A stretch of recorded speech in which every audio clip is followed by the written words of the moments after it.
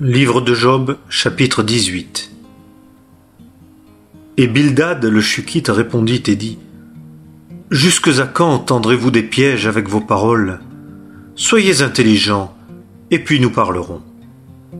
Pourquoi sommes-nous considérés comme des bêtes, et sommes-nous stupides à vos yeux? Toi qui déchires ton âme dans ta colère, la terre sera-t-elle abandonnée à cause de toi? Et le rocher sera-t-il transporté de sa place? Or la lumière des méchants sera éteinte, et la flamme de son feu ne luira point. La lumière sera ténèbre dans sa tente, et sa lampe sera éteinte au-dessus de lui. Les pas de sa force seront resserrés, et son propre conseil le renversera. Car il est poussé dans le filet par ses propres pieds, et il marche sur les mailles du filet. Le piège le prend par le talon, le lacet le saisit, sa corde est cachée dans la terre, et sa trappe sur le sentier. De toutes parts des terreurs l'alarment, et le pousse çà et là, s'attachant à ses pas. Sa force est affaiblie par la faim, et la calamité est prête à son côté. Le premier-né de la mort dévore les membres de son corps, il dévore ses membres. Ce qui faisait sa confiance est arraché de sa tente, et il est forcé de marcher vers le roi des terreurs. Ce qui n'est pas à lui habite dans sa tente, le soufre est répandu sur son habitation. En bas, ses racines sèchent, et en haut, ses branches sont coupées. Sa mémoire périt de dessus la terre, et il n'a pas de nom sur la face du pays. Il est repoussé de la lumière dans les ténèbres, on le bannit du monde. Il n'a pas d'enfant, ni de postérité parmi son peuple, personne qui lui survive dans les lieux de son séjour.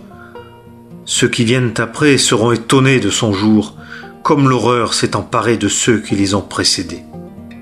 Certainement, telles sont les demeures de l'inique, et tel est le lieu de celui qui ne connaît pas Dieu.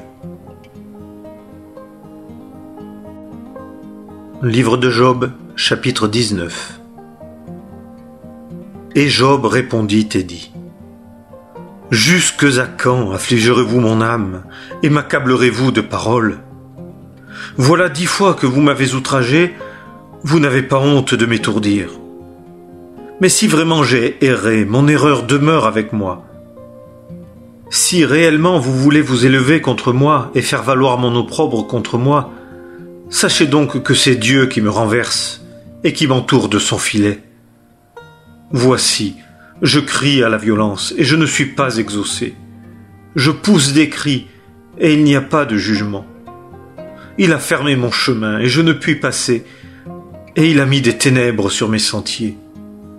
Il m'a dépouillé de ma gloire, et a ôté la couronne de dessus ma tête. Il m'a détruit de tous côtés, et je m'en vais. Il a arraché mon espérance comme un arbre.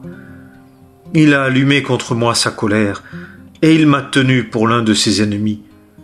Ces troupes sont venues ensemble, et elles ont dressé en chaussée leur chemin contre moi, et se sont campées autour de ma tente. Il a éloigné de moi mes frères, et ceux de ma connaissance me sont devenus entièrement étrangers. Mes proches m'ont délaissé, et ceux que je connaissais m'ont oublié. Ceux qui séjournent dans ma maison, et mes servantes, me tiennent pour un étranger. Je suis à leurs yeux comme un homme du dehors. J'ai appelé mon serviteur, et il n'a pas répondu. De ma bouche, je l'ai supplié.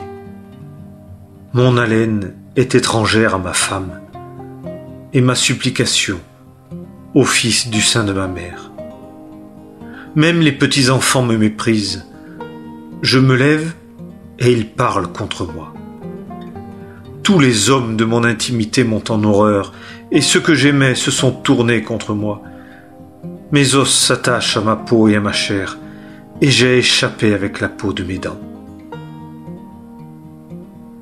Ayez pitié de moi, vous mes amis, car la main de Dieu m'a atteint.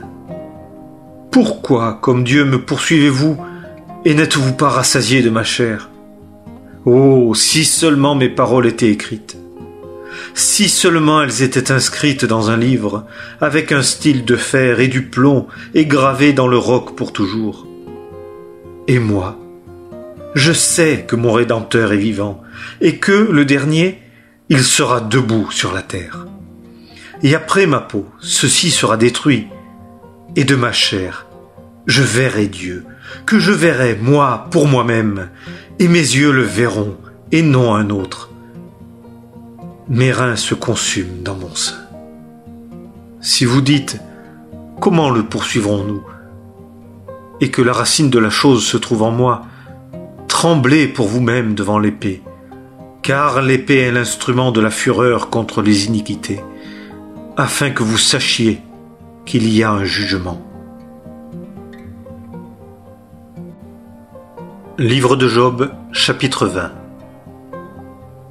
Et Tsophar le Naamatite répondit et dit, « C'est pourquoi mes pensées m'inspirent une réponse, et à cause de ceci l'ardeur de mon esprit agit en moi.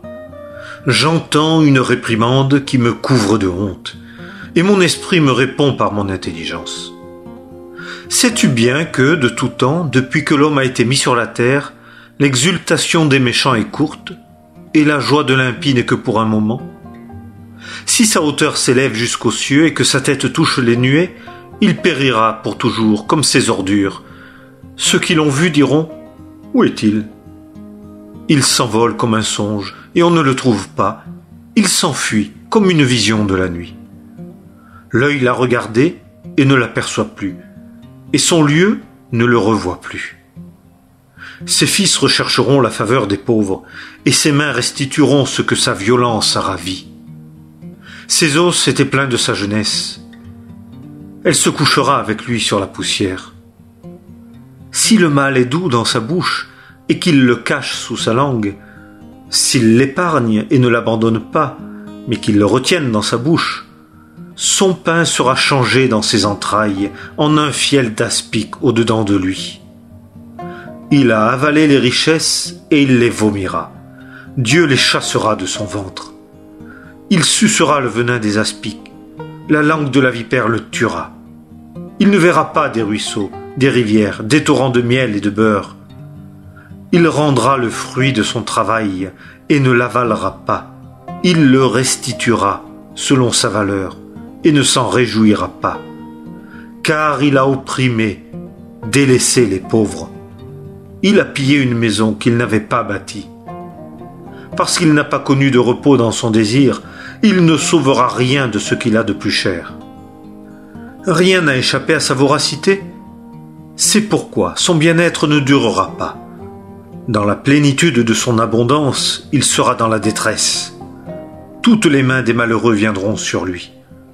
Il arrivera que, pour remplir son ventre, Dieu enverra sur lui l'ardeur de sa colère, et la fera pleuvoir sur lui dans sa chair.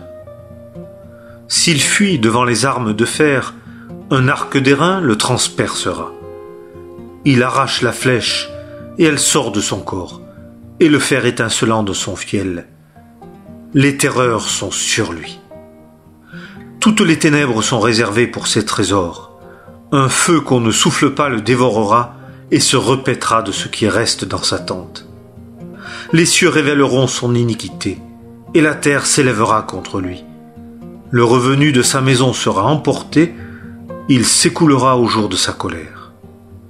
Telle est, de la part de Dieu, la portion de l'homme méchant, et l'héritage qui lui est assigné par Dieu.